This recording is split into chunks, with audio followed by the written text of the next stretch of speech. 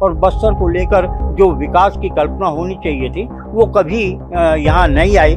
नक्सलवाद समाप्त हो चुका है, मैं इससे सहमत नहीं हूँ। देखिए, बस्तर में अब तक अगर आज़ादी के अगर 70-75 सालों में बस्तर का अगर विकास नहीं हुआ है तो कहीं ना कहीं उसके लिए सरकारें दोषी हैं। मारे जा रहे हैं, बड़े बड़े लीडर मारे जा रहे हैं और स्थानीय लोग भी इसमें सहयोग कर रहे हैं। देखिए, बस्तर में तो बहुत बड़ा हिस्सा ऐसा है जहाँ लोगों के पास आधार कार्ड भी नहीं है आज़ादी के बाद भी, या वो आम जनजीवन में इतना व्यापक बदलाव लाएगा कि उपलब्धि की तरह दिखाई दे, क्योंकि सरकार उसे एक फ्लैगशिप स्कीम की तरह पेश कर रही है, उस पर इतना फोकस दिखा रही है अपना।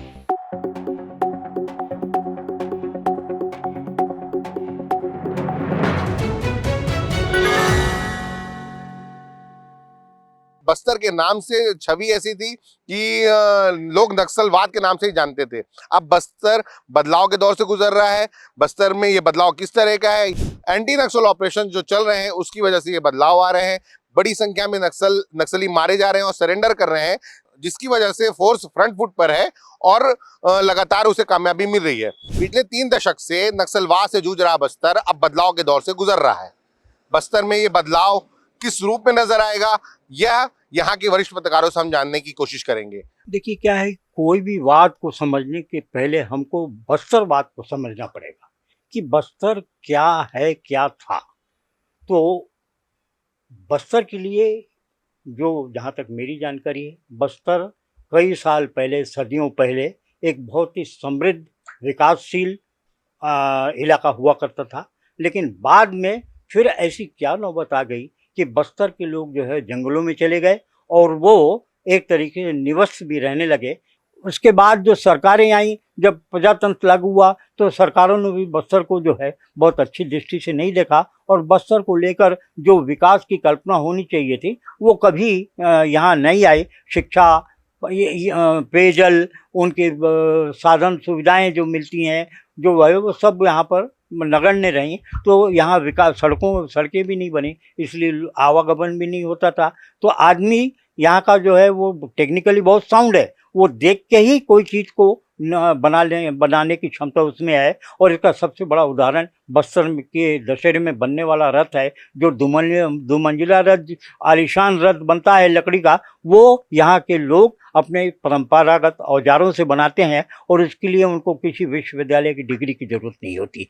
अब जहाँ तक नक्सलवाद का सवाल है, सर्वजोड़ों के टाइम में बस निश्चित रूप से नक्सली बैकफुट पर थे। आज फोर्स के पास में अत्याधुनिक हथियार हैं, ड्रोन है उनके पास में, कई तरीके के स्वचालित हथियार हैं। तो फोर्स आजकल बिल्कुल आधुनिक तरीके से सुसज्जित हो गई है और फोर्स को नक्सलियों की उपस्थिति उनको ड्रोन के माध्यम से मिल जाती है। दीगर जो उनके पास और भी साधन है उनके माध्यम से उनको नक्सलियों की उपस्थिति ये लग जाती है कि नक्सली कहाँ पर हैं। और यहाँ की जो सेना है, जो बाहर से आई हुई अर्धसैनिक बल है, वो लगातार उनके खिलाफ अभियान चला रहे हैं और उस अभियान में उनको काफ़ी सफलता भी मिल रही है। और नक्सलियों के जो बड़े कैडर के लोग हैं, कई के मारे गए हैं, कई गिरफ्तार भी हुए हैं और कई ने आत्मसमर्पण भी किया है। सरकार का भी यही कहना है कि यदि आप समर्पण नहीं करेंगे तो आप मारे जाएंगे। तो धीरे धीरे नक्सलवाद आज जो है वो एक उस पर काफ़ी अंकुश लगा है। वो बैकफुट पर तो जरूर गए हैं, लेकिन नक्सलवाद समाप्त हो चुका है, मैं इससे सहमत नहीं हूँ, क्योंकि उसके बहुत सारे कारण भी हैं। अब बस्तर की बात करें तो जो इस ऑपरेशन का असर बस्तर के भविष्य पर क्या पड़ने वाला है?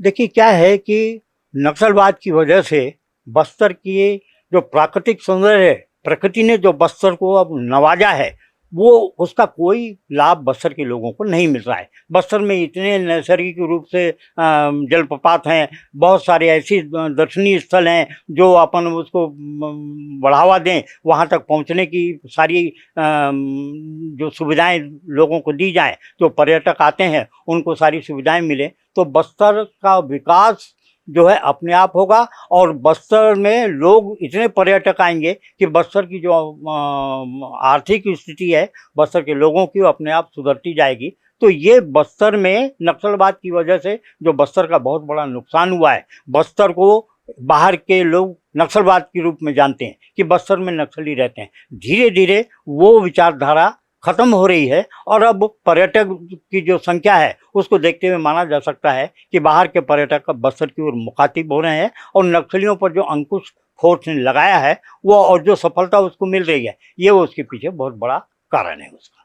तो मैं ये कहना चाहूँगा कि यहाँ की जो राजनीतिक लोग थे, उन्होंने बड़े ही सुनियोजित ढंग से बस्तर में पर्यावरण के नाम पर बस्तर के आने वाले विकास के बड़े बड़े जो, मैं यहाँ एक इंद्रावती पर डैम बनने वाला था बारसूर में, उसका विरोध किया गया।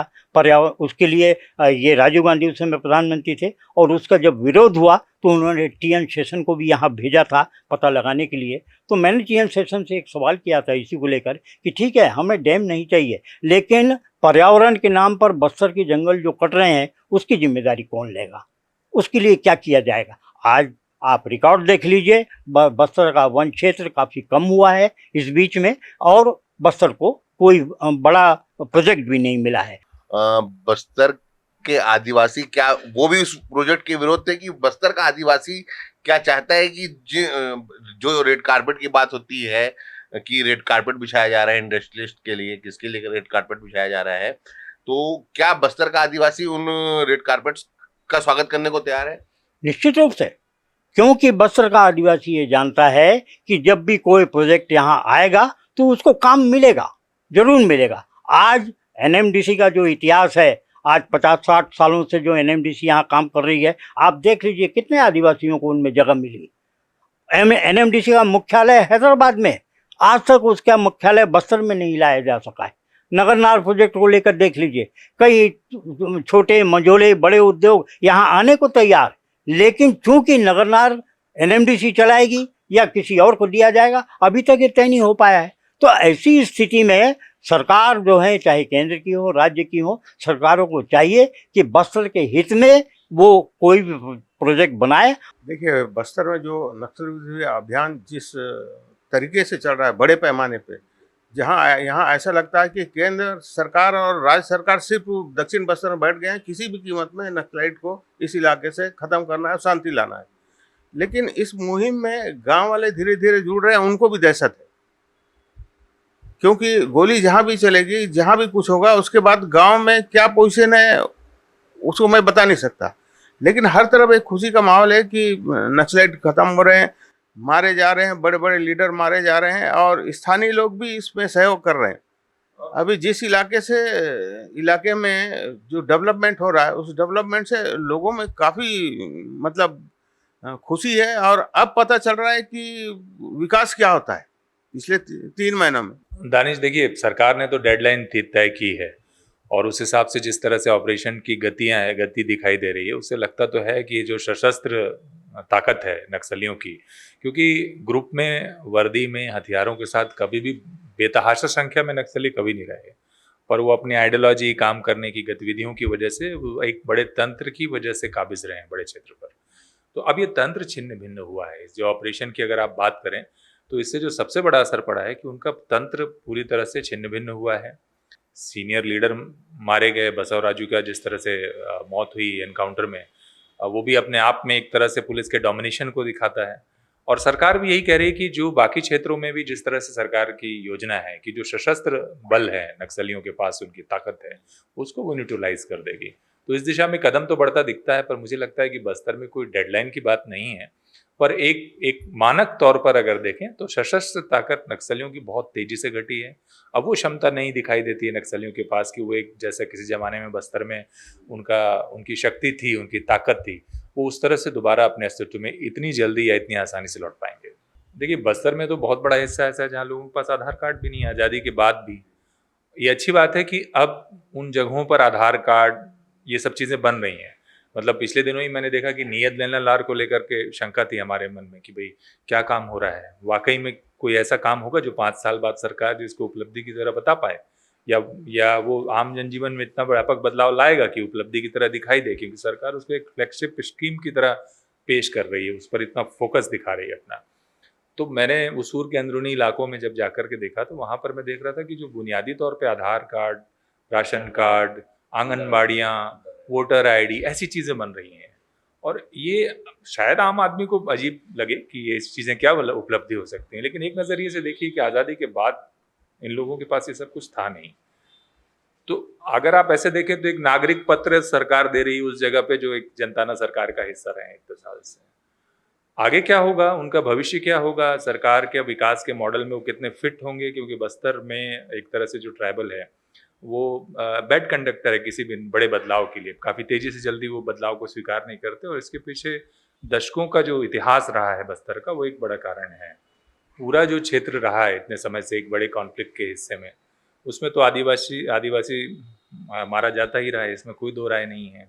पर अगर आप एक ऐसा कहते हैं कि कोई एक खास तबका, राजनीतिक इकाई अगर इस बात को बार बार क्लेम करे कि ये बात ऐसी है, तो सब कुछ सिर्फ एकदम ब्लैक एंड वाइट नहीं है।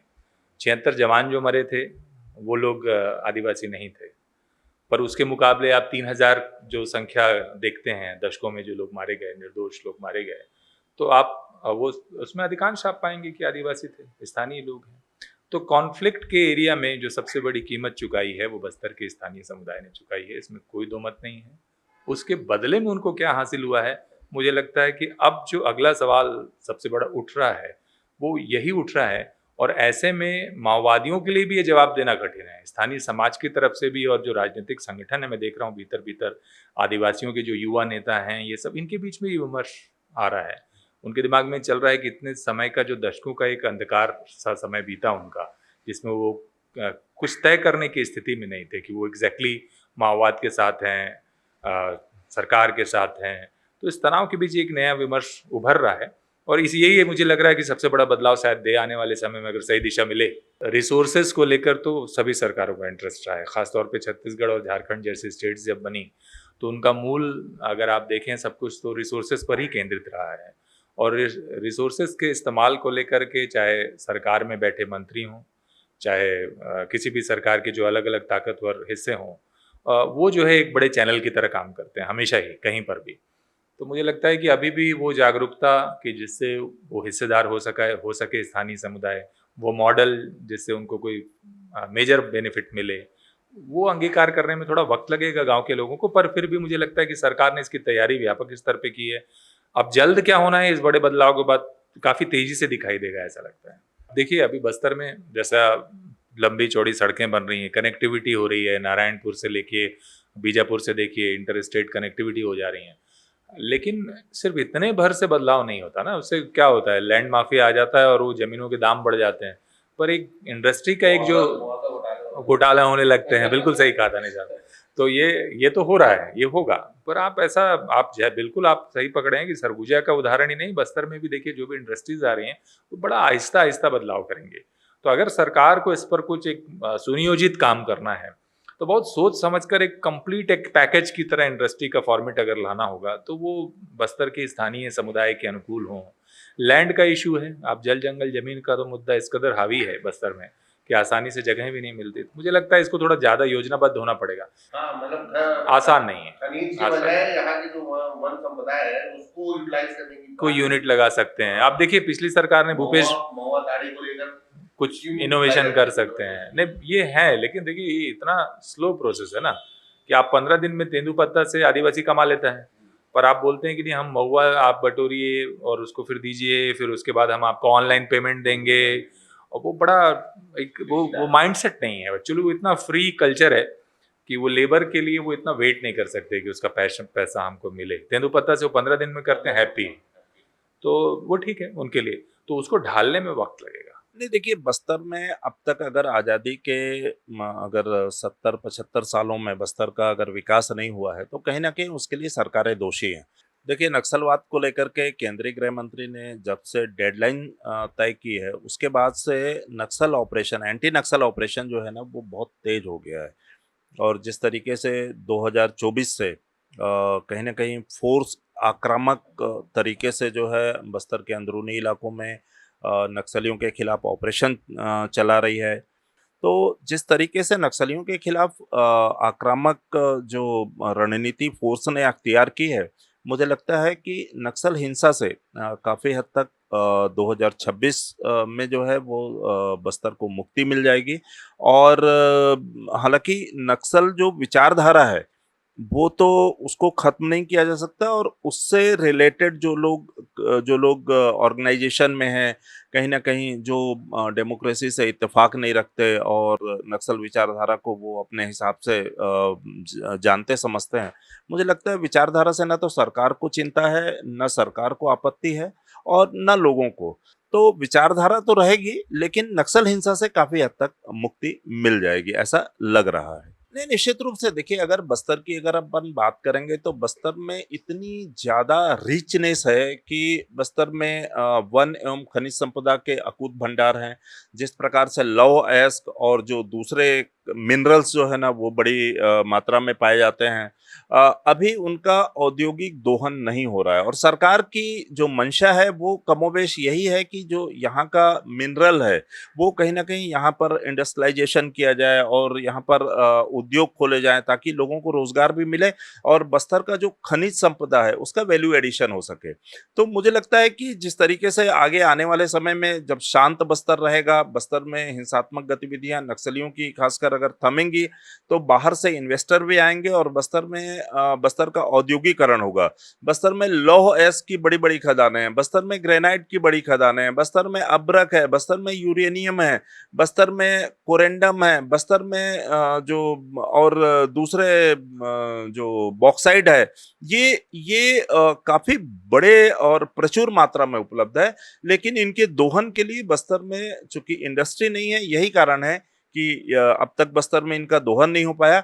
और आने वाले समय में जब नक्सल मुक्त बस्तर होगा तो कहीं ना कहीं विकास की दिशा में तेजी से अग्रसर होगा, और बस्तर में आने वाले समय में हम औद्योगिकरण देख सकेंगे। और बस्तर का आदिवासी भी इस बात को लेकर के मानता है कि बस्तर में जिस प्रकार का विकास होना चाहिए, मतलब मूलभूत सुविधाएं तो कम से कम मुहैया होनी चाहिए।